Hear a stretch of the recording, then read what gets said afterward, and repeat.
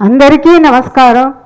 ఈరోజు అనుకోకుండా మల్లు రవి గారు రావడం కూడా ఆనందంగా ఉంది. నమస్కారం అండి మా అందరి తరఫున.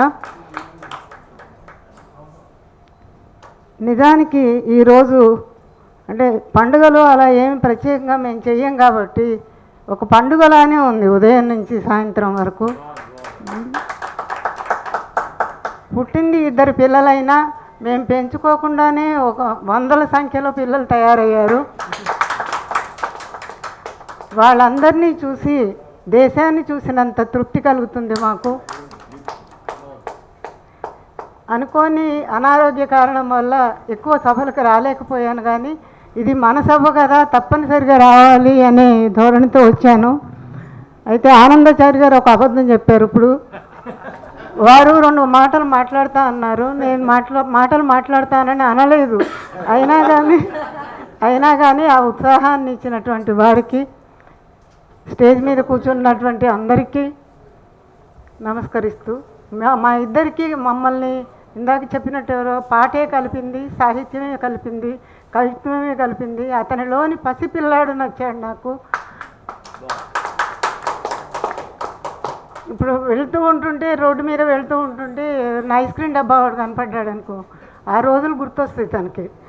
కొందాం తిందాం అంటే ఒక పక్క వర్షం అట్లా ఉంది, ఇప్పుడు ఎక్కడ అనంటే కాదు కనీసం 4-5 అన్నాను తినాలి అనేవాడు. 4-5 ఎక్కడ తినగలం, కావాలంటే డబ్బులు ఇవ్వ పిల్లోడికి, అంతేగాని కాదు. అతను డబ్బులు తీసుకుని డబ్బులు తినడం అట్లా చేయడు. అతనికి అభిమానం ఎక్కువ ఉంటుంది, మనం అలా గాయపరచొద్దు.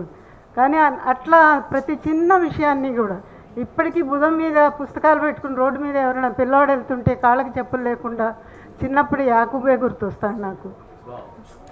అలా అన్ని దశల్ని దాటుకొని ఏం చేస్తాం మనం, ఏం పట్టుకెళ్తాం మనం, ఏమీ లేదు కదా. ఇప్పుడు రోజుకు మనం ఒక 5-6 మరణ వార్తలు వింటున్నాం మన ఆత్మీయులు.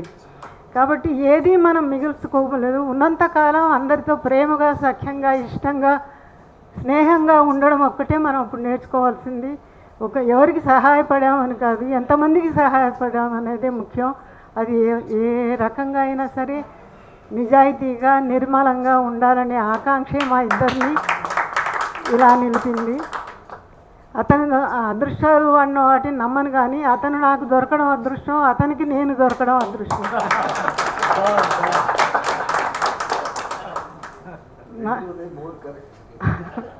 అంటే ఎవరు ఆలోచిస్తే వాళ్ళే అని. ఇప్పుడు ఈ సీతారాం ప్రసేన్ వీళ్ళందరూ కూడా అంటే స్నేహానికి స్త్రీ పురుష విభజన లేదు అనేటటువంటి ఒక గొప్ప సూత్రాన్ని నేర్చుకున్నాను నేను. అంతే స్నేహంగా ఉంటాను.